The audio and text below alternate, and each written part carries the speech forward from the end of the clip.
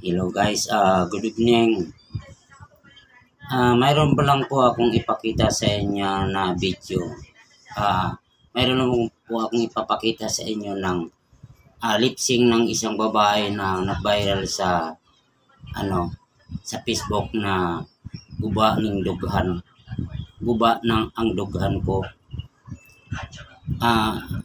Sa hindi po na nakakaalam ng lip sync, dapat pakinggan po nating ayos yung tono, kung saan nanggagaling yung tono.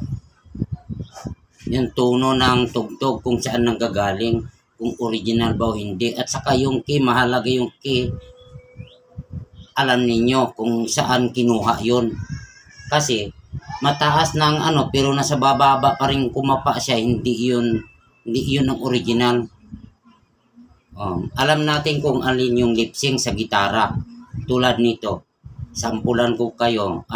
Greg, unang-una sa kapatid ko na si Gregorio Perez.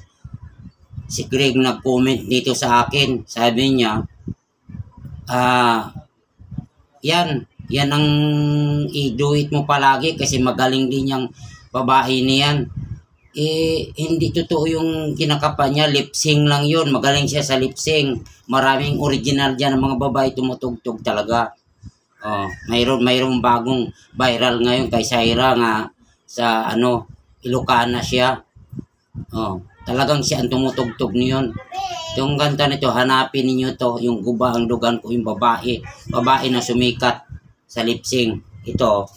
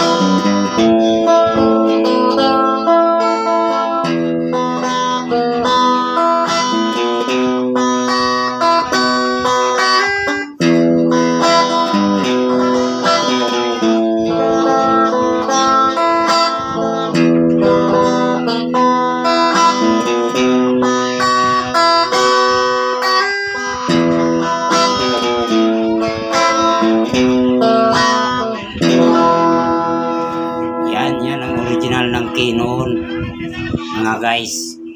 Yan Greg, alam mo na pakinggan kung alin yung lip sync o hindi lip sync. Yun ang tunay na nagtutugtog. Yung gumagamit talagang original na key. Ako, isang beses lang ako nag-lip-sync yung Pitbull Love nung hindi ko pa alam, hanapin sa YouTube yung backing track. Mayroon pala sa YouTube yung sinasabing backing track na tuno lang ang nandoon. Pero yung picking, wala. Ikaw na ang magpipiking. Tulad ng Pitbull Love. Mamaya ipapakita ko rin sa inyo yung Pitbull Love.